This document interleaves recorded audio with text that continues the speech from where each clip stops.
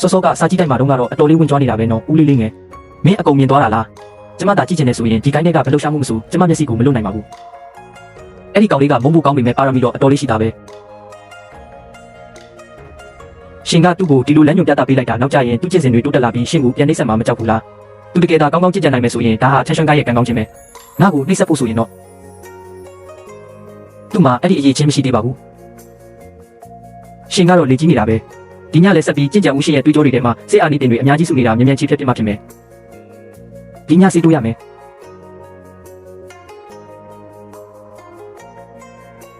ချန်ဖုန်းကိုင်းကလူတွေကဒီတိုင်းနေနေမှာမဟုတ်ဘူးလို့ငါအမြဲခံစားနေရတယ်ချမ်းဟော်တောင်ဘက်ကမြေကွက်ကတော့မကြခင်ပြဿနာတက်တော့မယ်ထင်တယ်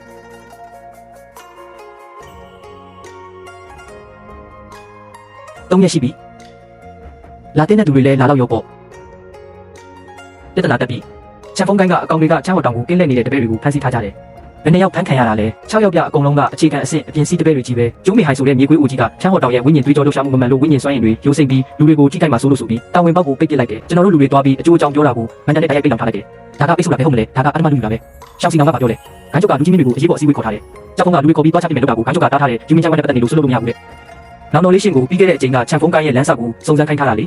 ခိုင်းချုပ်ကရှင်ကိုတွားကြည့်ခိုင်းတယ်အဲ့ဒီတုန်းကသဘောတူညီချက်ကိုရှင်ကိုယ်တိုင်ကြိုက်တွေ့ခဲ့တာမို့ရှင်ကမြေပြင်အခြေအနေကိုအသိဆုံးပဲလေအတော့မကြတဲ့သူကိုနိုင်ငံခြားရေးကိစ္စတွေဖြေရှင်းခိုင်းတယ်ပေါ့ရှောင်းစီနောင်ကငါ့ကိုတကယ်ထင်ကြည့်တာပဲရှင်တယောက်တည်းတွားခိုင်းတာမဟုတ်ပါဘူးခိုင်းချုပ်ကကြောက်ဖုန်းကိုအဖွဲ့ကောင်းဆောင်ဖြစ်လွှတ်လိုက်တာပါရှင်ကအကြံပေးဖြစ်လိုက်သွားပြီးသူတို့ဘာလဲကွက်တုံးနေလဲဆိုတာကြည့်အောင်ပါပဲညတစ်စင်းနဲ့ခဏကောင်ပြတာပဲရှောင်းချင်းငါရဲ့အတွေ့အကြုံကိုအသုံးချပြီးတစ်ဆက်တည်းမှာပဲမတည်ငြိမ်တဲ့အင်အားစုတွေကိုအပြင်ထုတ်ပစ်လိုက်တာတခုခုဖြစ်သွားရင်တော့တာဝန်ကခိုင်းကောင်းဆောင်ပေါ်ကျလာမှာမဟုတ်ဘူးတွက်ကင်းကောင်းသားပဲကောင်းပြီးငါသွားမယ်ဦးလေးလေးငယ်ဒီကနေချမ်းဟော်တောင်ကိုတွားရမယ့်ခရီးကအဝေးကြီးပြရှင့်ရဲ့ခန္ဓာကိုယ်နဲ့ဝိညာဉ်တွေရဲ့လှုပ်ခါမှုကိုမခံနိုင်ရင်တော့အခုနောက်တရားဖို့အချိန်မီသေးတယ်နော်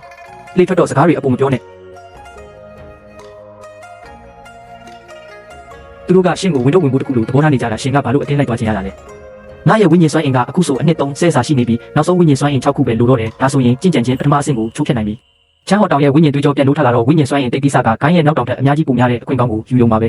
ရှင်ကတော့တွက်ကင်းအတော်လေးကောင်းတာပဲဝိညာဉ်စွမ်းအင်ရဖို့အတွက်အသက်ကိုယ်တော်ရင်းရဲတဲ့တလောကလုံးမှာရှင်တယောက်ပဲရှိမယ်ချန်ဖုန်းကိုင်းကကျုံးမေဟိုင်ထွက်လာပြီးစကားပြောစမ်းကိုကြောက်ဖုန်းရောက်လာတာကိုချွတ်တခင်လေးလဲပါတာပဲတကယ်ကိုဧည့်သည်တော်ကြီးတွေပါလားစကားအပူတွေရက်လိုက်တော့ငါတို့ကိုင်းကတပည့်တွေကိုအခုချက်ချင်းလွတ်ပြီးလူလွတ်ဖို့ကလွယ်ပါတယ်ဒါပေမဲ့ချမ်းဟော်တောင်ကအခုတကယ်ကိုအနေအများနေတာဝိညာဉ်သွေးကြောတွေဖောက်ပြန်နေလို့ငါတို့ချန်ဖုန်းကိုင်းကလည်းရှင်းတို့ကိုင်းကတပည့်တွေရဲ့ဘေးကင်းရေးကိုငဲ့ညာလို့ပါကိုင်းချုပ်ရှောင်းတာသဘောတူညီချက်အစ်စ်မှာလက်မှတ်ထိုးပေးမယ်ဆိုရင်ဒီတားစီကအလိုလိုပွင့်သွားမှာပါ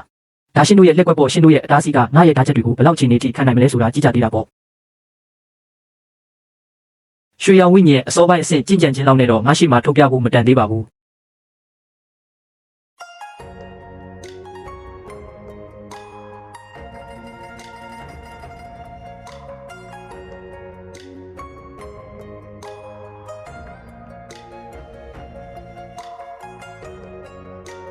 ကျောင်းစစ်သူကြီးပြန်လာပြီလား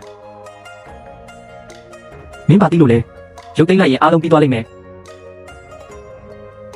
ငါပြောနေတယ်ပြန်လာခဲ့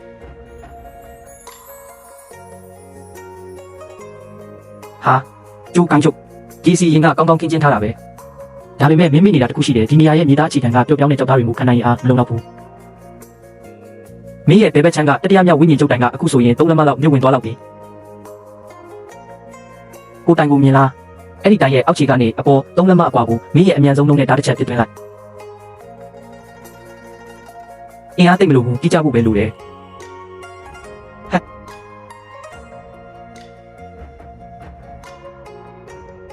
မင်းငါ့ကိုလောက်ကြံရဲတယ်ပေါ့သူတို့ကိုတားဆီးကြစမ်း